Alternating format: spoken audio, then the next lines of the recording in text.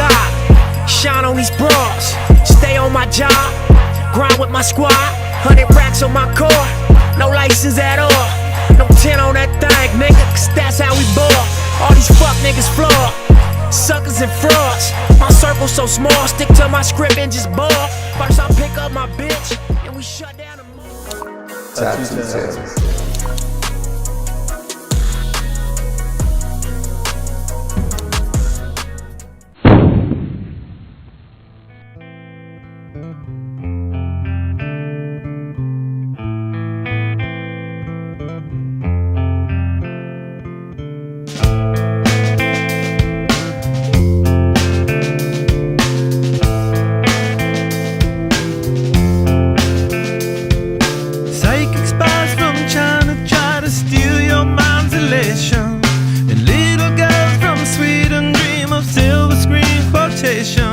And if you want these kind of dreams, it's Californication.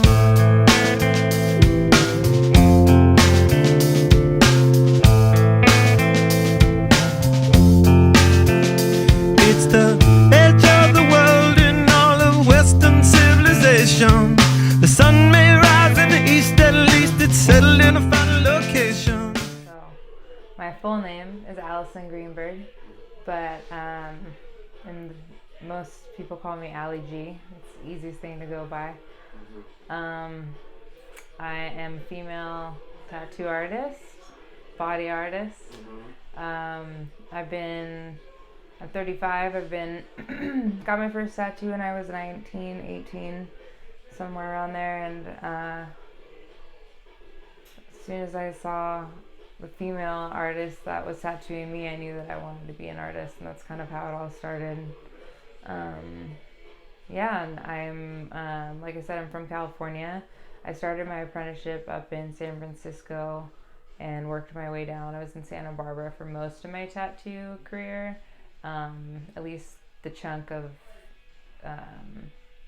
the big growth of my tattoo career after my apprenticeship. And then moved out here, and that was about 8 months ago, and I haven't tattooed since I've been out here, so I'm really looking forward to getting back into it because I had a health hit last year, which has been a big eye-opener that, like, man, this is all I've ever had and wanted, and I'm really grateful to be, like, able to hit it hard again. Yeah, no. Hopefully. Yeah, I hear you. Well, you're headed in the right direction. Yeah. You just got back in here, and you said you got your first tattoo at 19. I don't know, like, I see a lot of traditional tattoos. What was your first tattoo? Because we have a lot going on, so. Was it really traditional? So what inspired that? Well, this was obviously a very traditional swallow or sparrow. Mm-hmm.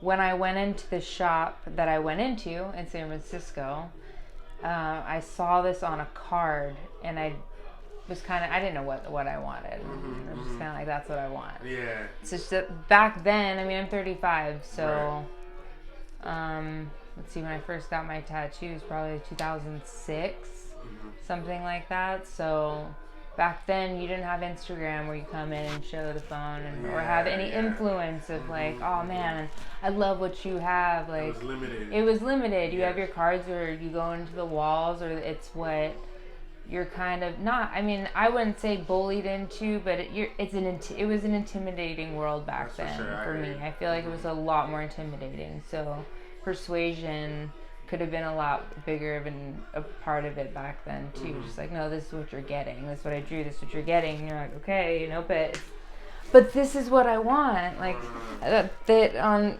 this girl on my screen has it this small. Why can't I have it this small, right? Anyways, going back to that. So my first tattoo ended up being the tattoo shop that I ended up apprenticing at years later, like 3 years later. So that's pretty cool. And it's called Lyle Tuttle, and it's like one of the more historical shops in San Francisco. So it's pretty cool. Yeah, that's dope. To even, like you said, get started in, I guess, in people eyes, more of a highlight, in the culture to, get taught by some of the top people, I guess you could say? Definitely to be in the name of that shop. I wouldn't say I love my mentor and but I would say as far as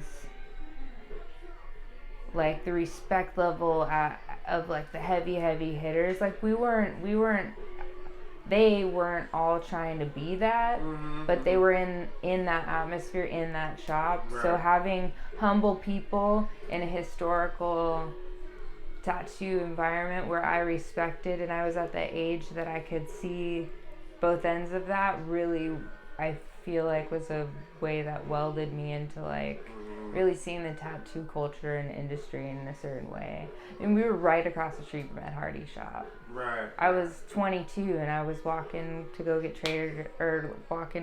paper towels and walking by Ed Hardy's shop and looking in the window and I'm just like, that's so fucking dope. Yeah, I hear you. That is cool.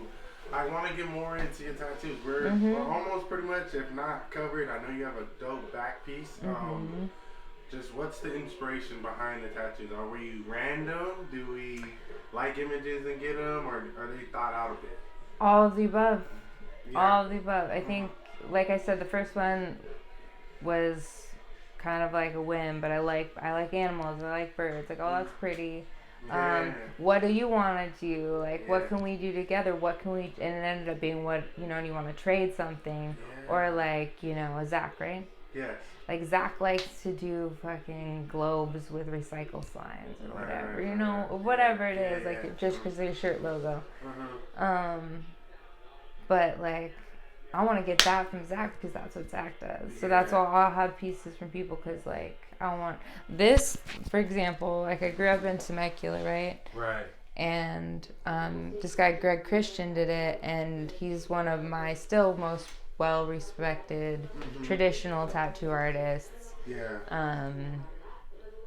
He's world famous just because he's a world traveler. He goes to every convention and every tattoo shop and is a guest artist, and he's amazing. But back then everybody started kind of doing those more traditional mandalas, and he was doing them too, but he's always been one step ahead of the game. There's always something that he can say. It's like, damn, I've never seen that before. He's always one step ahead in my eyes. And then so I saw that and I was like, I want him to do, because I've always wanted a hot air balloon because I grew up in Temecula. Right. So in my mind, I'm like, okay, that's the person who's going to do it. So sometimes it just connects pieces like that. Like, and you'll just end up getting something because the dots connected. Yeah, like this person knows traditional, so this person's definitely doing my knuckles, I feel you. Disregard my fingernails, but I love my fingers. Hands. Looks well put together. Yeah, they're fun. So you're really covered. Covered. Nothing neck and head, I see. So I have these. I just have my hearts on my head. Okay, I see that on each side. And like behind my ear. Okay, a so little something, do you feel you need more tattoos? Need? Yes. Want, maybe.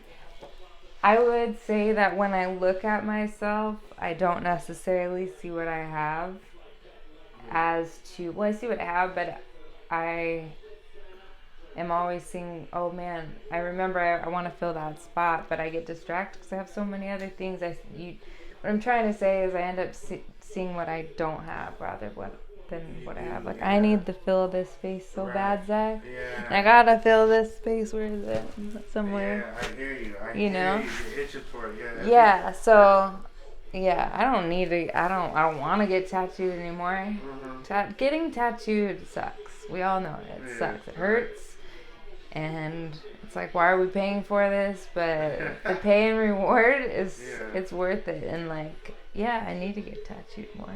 Yeah. It's part of my duty. Yeah, I hear you. Like, I mean, we're almost, I feel like fully covered. I would say fully covered, and everything looks pretty dope.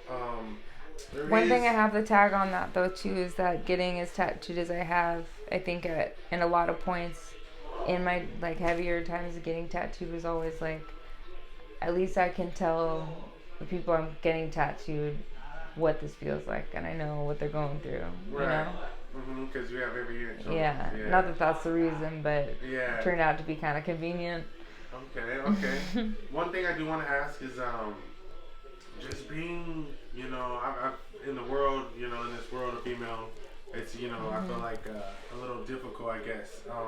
So how was it just being a female, kind of trying to, I guess, set your standard in the tattoo culture? Like, what was it like? You know, it's funny. One of the first things that I was asked or told when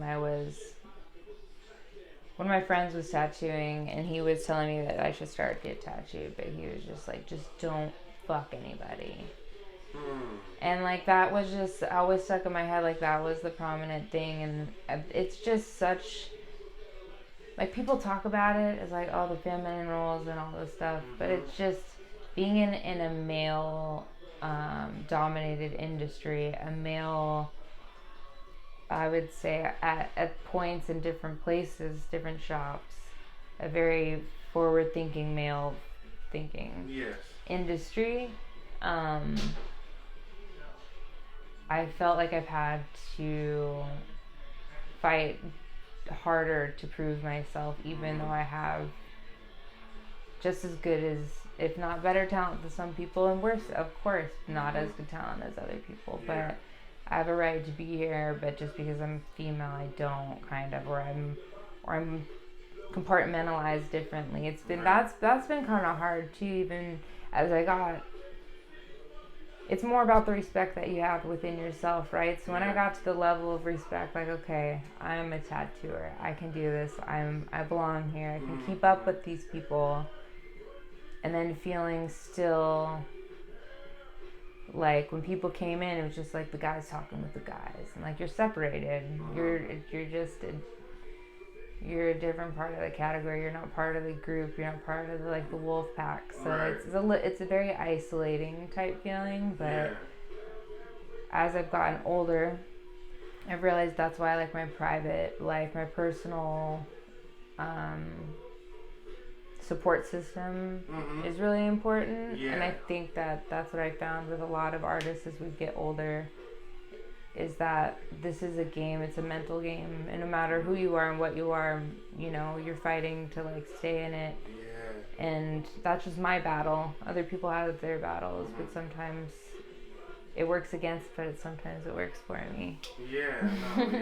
That's definitely something I want to highlight, just because I mean, it's just, I don't know, a fact of, you know, people have it just a bit harder than men, you know, and a lot of, I guess, male dominant occupations, you know, whatever you want to call it. So well, I grew up with brothers, so I think that's part, and having their friends around and being a little competitive, playing sports, always being very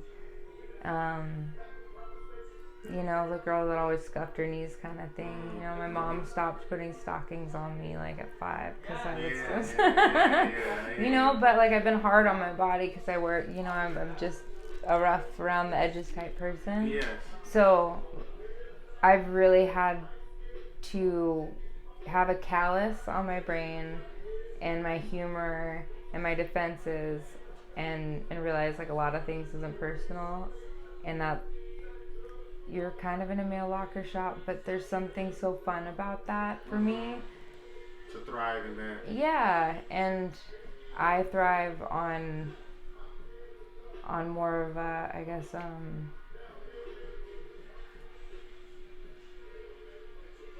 I like being challenged by males. Right. It's just within, with it, like just being with my brothers in sports, everything. Like I like the challenge and being able to keep up and fight and being challenged and being respected. And in an art world, like it's fun.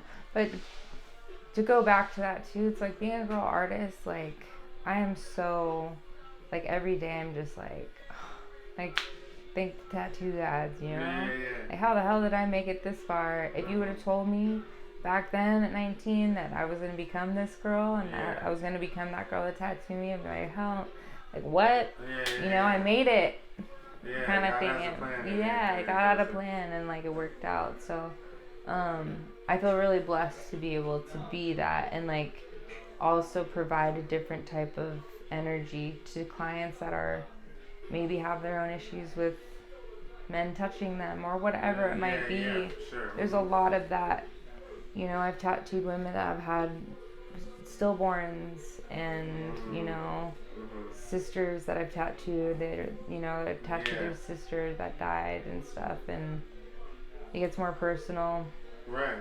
No. That's like such a beauty of our job. Right. Yeah, you get to definitely get to pass on, I guess, positive energy, or you know, Healing. give people over. Yeah, healing. Yeah.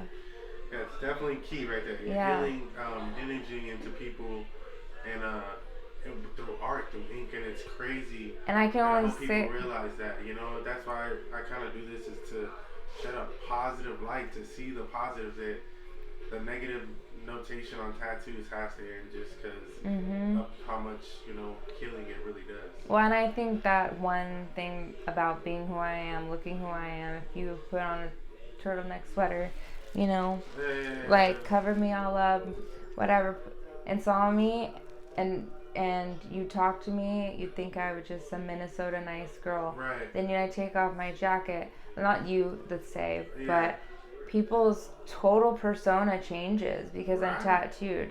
And then it might change back because I tell them I'm an artist, and then they can respect me a little bit more for being covered. Yeah. But being as a female, blonde female that has, you know, a tall female, whatever, being as tattooed as I am, some people are like, why the hell? What did she do? Kind of thing. And I want to break that stigma. I've always been proud to break that stigma and be that person that when people see me, like, holy shit, I'm like, what's up? You know? I am a nice, like, California girl. That's just who I am. That's just that's the whole thing I'm behind. The whole movement is just to shed a positive light on tattoos, and you know, hopefully people could get a deeper dive into the perspective behind all this, and just a better way of understanding, you know. But yeah, I mean, I feel like we could be here all day. I want to just, you know, talk more. Give people a little highlight of who you are, and hopefully maybe we can in the future get a little more into depth. But yeah, we will. Yeah, I want to say thank you. Yeah, next time you're here, I'll put up all my art and I'll show you different things. I'll tell you stories and stuff. You can pick me apart a little bit. Yeah. You know, I can catch a little more of your work and stuff like that. So, again, I want to say thank you, because this is something, you know, the channel needs. And yeah. I'm stoked to be one of the females that'll be able to be a part of it. Yeah. All right. Thank you. Yeah, thank you. It's understood that All right, my name's Steve. I'm from the Coachella Valley. I've been all over the place out here. Let's see, I've been out here for a little over 30 years now. I've been tattooing out here for 17 years. Been all over Palm Springs, Cat City, Indio, Palm Desert, back to Cat City, tattoo up in 29 Palms. I've tattooed in New York, tattooed in LA, been all over the place. Okay. You got some years. In, you know, in the I've been doing this a long time. Tattoo game, I guess you could say. Out here, higher desert. So, what do you think, just as far as the, I guess, tattoo culture evolving out here? From then to now? What do you think about it? It's actually pretty crazy to see, because as the population of this area grows, the youth have been coming up, and then, you know, their ideas of what it is are different than what their parents were. You know, so I've seen generations of people come through and get tattooed, from, you know, like really conservative tattoos to just going for it. Right. You know, so, and it's everybody. You know, it's not just you know, one group of people or another. Like it's everybody. I mean, I've tattooed grandparents, and then I've tattooed their parents, and then I've tattooed their parents' kids, which is a trip. Like it's a trip to see, you know, different people doing different things, only because I've tattooed those people, you know. So, but the tattoo culture it's definitely evolving out here, especially with the social media. Social media plays a really big part in the way that the tattoo world has evolved. But people are seeing better and better work, and they're demanding that quality of work everywhere. Right. So being able to provide that, I think, kind of one, it'll set you apart, but two, it'll help push everybody around you just to be better and to do more and to be better artists. Right. So yeah, it's constantly evolving, but I think the population boom, and then just with all of that stuff, it's definitely getting better because it's becoming more accepted. So people are kind of just going for it, which is really, really cool. Right.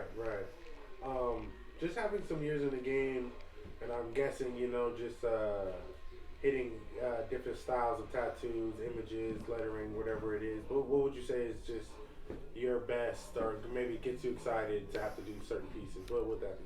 I like bigger, realistic pieces. It's what my focus has been for a really long time, and I discovered that accidentally, actually. I was working at Cactus Tattoo out here, and one of the guys, Mike Rios, was a really good black and gray tattoo artist. And I saw what he was doing, so I was like, you know what, fuck it, I'm gonna try it, Yeah. And I started drawing on, just drawing on paper, pencil on paper, and then I kind of accidentally stumbled upon, oh shit, I can do this, but I can do this on paper, but can I do it on skin?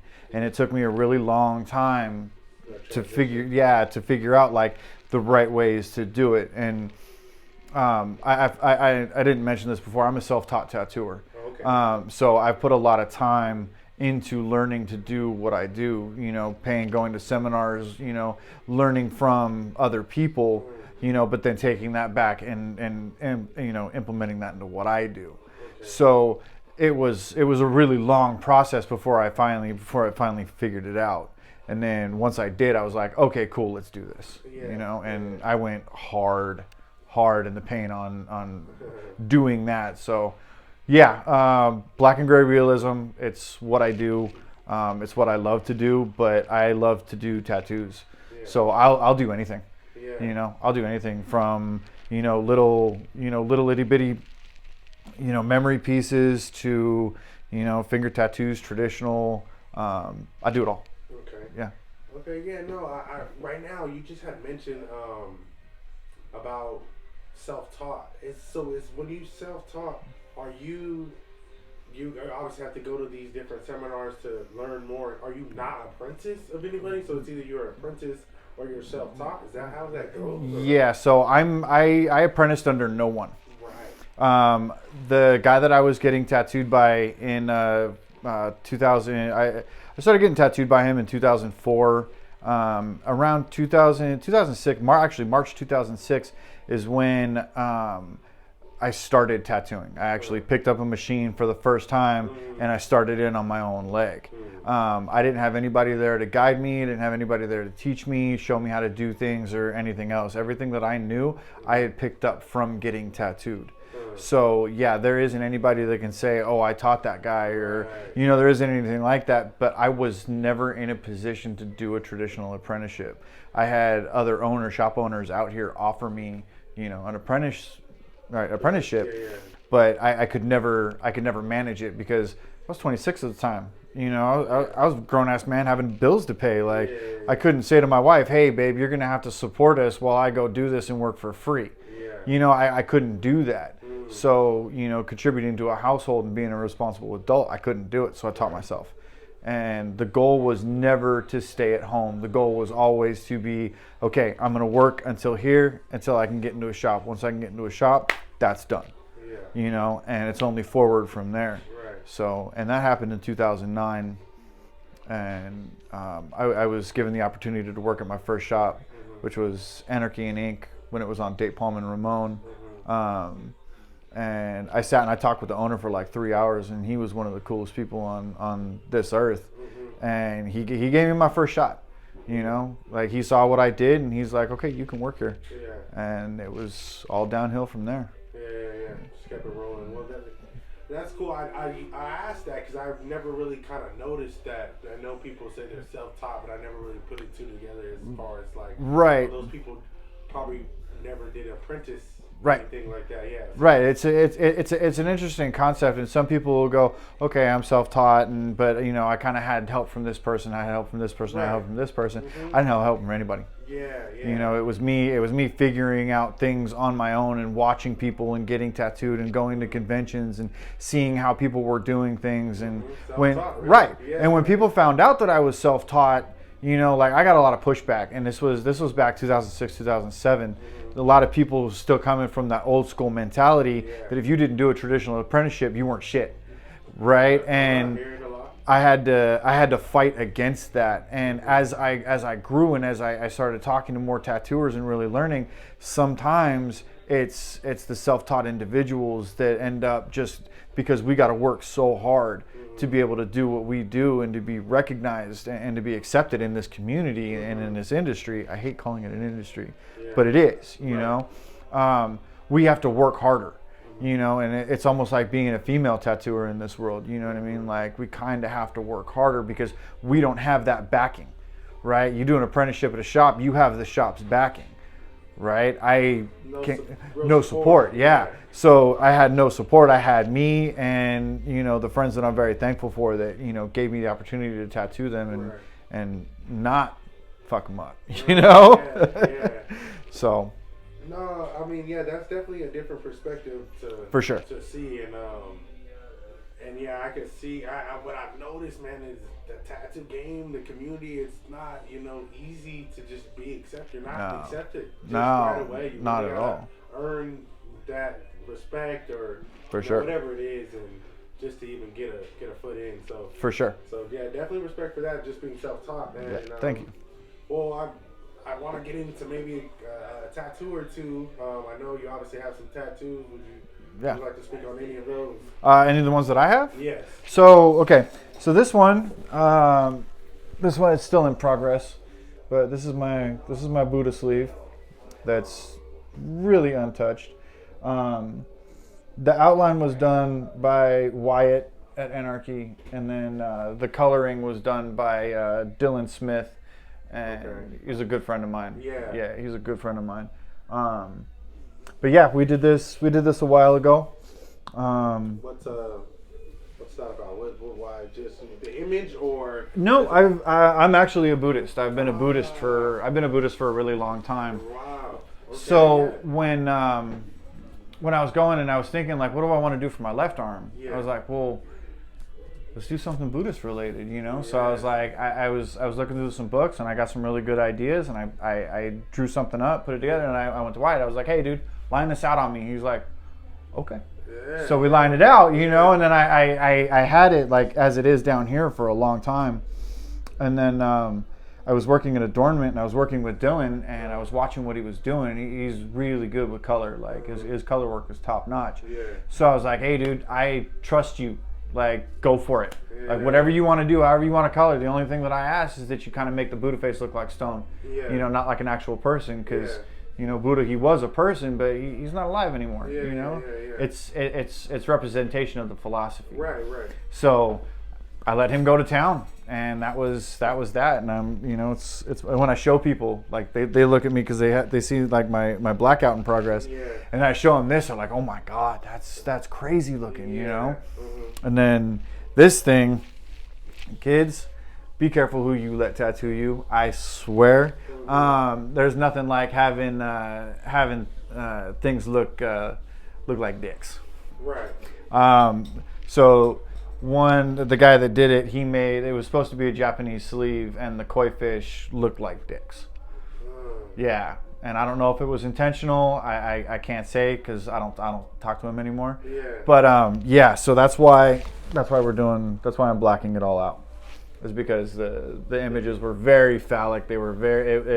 How long have you had that? I had that. Let's see. I got that done in 2005, and I didn't realize it until 2017.